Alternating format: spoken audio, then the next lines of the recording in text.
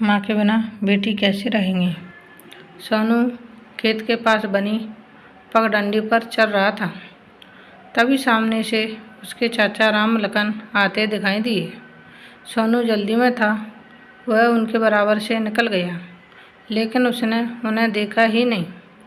राम लखन जी ने सोनू को टोकते हुए कहा, क्यों वे चाचा दिखाई नहीं दे रहे? ये नहीं कि राम राम भी कर ले। यह सुनकर सोनू डर गया। माफ़ करना चाचा, मैंने देखा ही नहीं, वो घर जल्दी में पहुंचना था। राम राम चाचा। लेकिन तब तक राम लखन चाचा का गुस्सा सातवें आसमान पर पहुंच चुका था।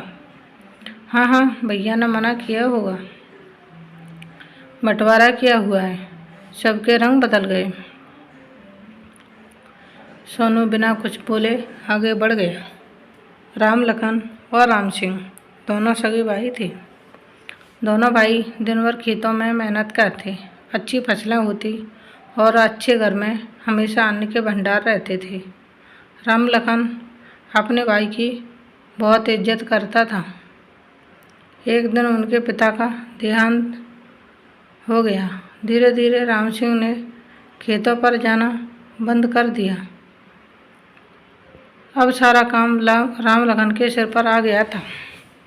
राम सिंह बड़ा होने के कारण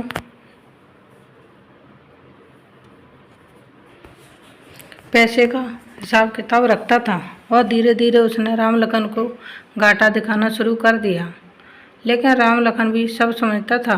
बड़े भाई की इज्जत के कारण वह कुछ बोल नहीं पाता था। पानी जब सिर से ऊपर चला गया तो एक दिन राम लखन ने बंटवारे की बात कर दी। भैया, मुझे लगता है पिताजी के जाने के बाद हमें बंटवारा कर लेना चाहिए था। कोई बात नहीं, अभी भी कुछ नहीं बिगड़ा है, हम बंटवारा कर लेते हैं। राम सिंह कहाँ मानने वाला था। अभी पिताजी को गए 1 साल भी नहीं हुआ और इसे बंटवारा करना है। क्यों भाई, ऐसी क्या आफत आ गई?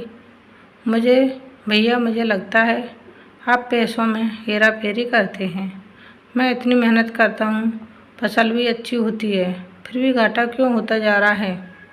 राम लखन की बात सुनकर राम सिंह ने लाठी उठा ली। तू मुझे चोर बता रहा है? एक शब्द और बोला तो तेरा सिर फोड़ दूंगा। तभी राम सिंह की पत्नी सुजाता बीच में आई। ये आप क्या कर रहे हैं? मेरी शादी के समय ये 6 साल के थे, बच्चे की तरह पाला है इन्हें। जो मांग रहे हैं दे दीजिए। राम सिंह कुछ नरम पड़ा और हो गया घर और खेतों का बंटवारा। राम सिंह ने अब अपने खेतों के लिए मजदूर रख लिए थे जो काम करते थे। राम लखन अकेला ही पूरा काम संभालता था। राम लखन की पत्नी सुमन अक्सर बीमार रहती थी। उसकी 2 बेटियां थीं, आस्था और साधना। इधर राम सिंह के एक बेटा था, सोनू।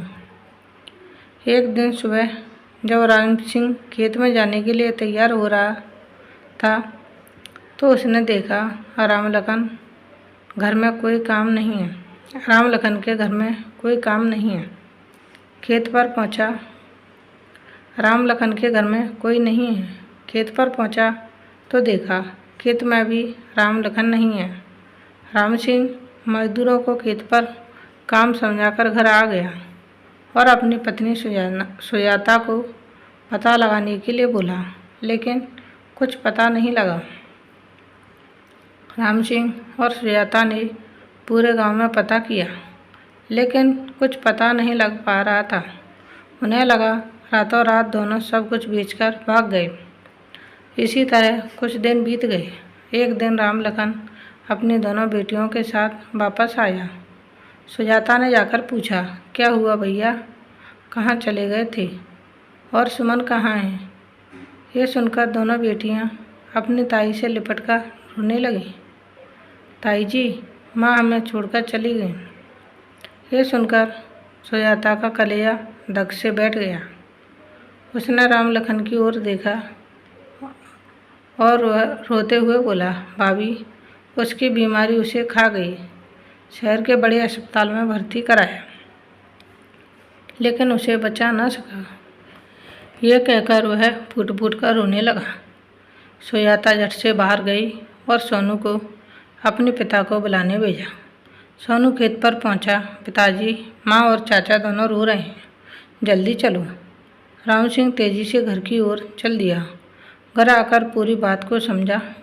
राम लखन को गले लगाया और बोले, चिंता मत कर, मैं हमेशा तेरे साथ हूँ। सुजाता ने दोनों बच्चियों को संभाला। 13वीं के बाद सभी मेहमान जाने लगे तो राम सिंह ने सबको रोका और कहा, मुझे कुछ बात करनी है। मैं चाहता हूँ कि हमने जो बंटवारा किया था उसे रद्द कर दें। मैं अपने भाई को ऐसे नहीं देख सकता। राम लखन, तू सारा काम संभाल ले, सारे पैसे भी रख ले। तेरी दोनों बेटियों की शादी हम मिलकर करेंगे। राम लखन बोला, भैया, मुझे भी अब इस जमीन जायदाद और खेत घर का कोई लालच नहीं है।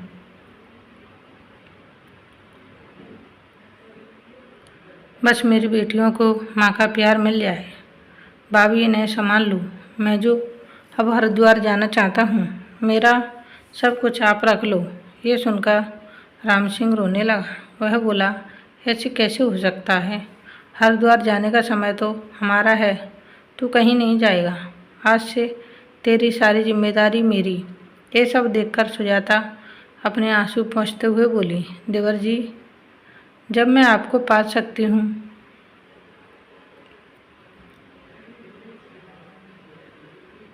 तो क्या दोनों बेटियों को अनाथ छोड़ दूँगी? मेरी ममता में ना कोई पहले कमी थी, ना अब होगी। और हाँ, जिस पैसे के हेर-फेर का इल्ज़ाम आपने इन पर लगाया था, वह सारा पैसा इन्होंने शहर के सरकारी बैंक में जमा करा रखा है, तुम्हारी बेटियों के नाम पर। राम सिंह ने हाँ में हाँ मिलाते हुए कहा, छोटे, मैं चाहता था कि सारा पैसा खर्च ना करके उसमें से कुछ बचा लिया जाए। बस एक गलती कर दी कि तुझे बिना बताए ये सब कर दिया मैंने। राम लखन अपने बड़े भाई के पैरों में गिर जाता है। भैया, मुझे माफ़ कर दीजिए, मैंने आपसे कितनी लड़ाई की। राम सिंह ने उसे उठाकर गले लगा लिया। इस तरह दोनों परिवार एक हो गए। Thanks for watching. Please like, share and subscribe. धन्यवाद दोस्तों। Bye bye.